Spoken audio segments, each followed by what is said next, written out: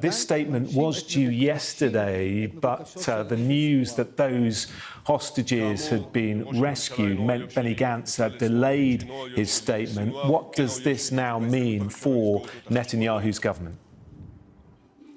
Well, immediately for Netanyahu's government, it doesn't change things significantly. His government doesn't fall. It reverts back to what it was prior to October the 7th. He has 64 MKs in his coalition, so he can carry on governing. But it is, make no mistake, Jonathan, this is a massive body blow to Prime Minister Benjamin Netanyahu.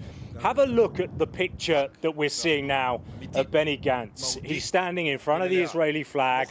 This address, of course, is televised. It's a pitch, really, to Israelis and also an explanation of why he's resigning. And what he is saying about Prime Minister Netanyahu is really hugely scathing. Remember, they'll have heard the remarks from President Biden, I think, the week before last, when he was asked in a Time interview whether or not he thought that Netanyahu was playing politics for his own good, to save his own political skin in Gaza. Well, that's exactly the sentiment that's been echoed here by Benny Gantz. He's kind of pitching in this to be the next Prime Minister of Israel. He's not only quit the war cabinet, so as I was saying, it reverts back to the governance before October the 7th, but he's also demanding, calling on Netanyahu to set a date for elections in October, the one-year anniversary, so that Israelis themselves can decide. He's accused the Prime Minister of Israel of putting his own political ambitions, needs,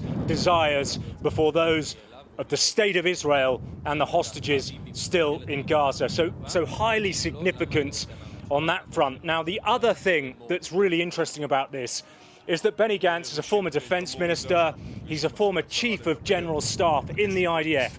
So a very important position, a man of great stature. Having a man like him in the war cabinet gives Benjamin Netanyahu credibility. It also protects him from a certain amount of flack as well internationally, because he can say, look, Israel is facing, as we've heard from Benny Gantz, this existential threat, and we are doing everything we can as a nation. He no longer has that. He's alone in a far-right government, a government that has been described as the most far-right in Israel's history. And the Gazan war, the strategy for it, or the lack of it, is his now to own.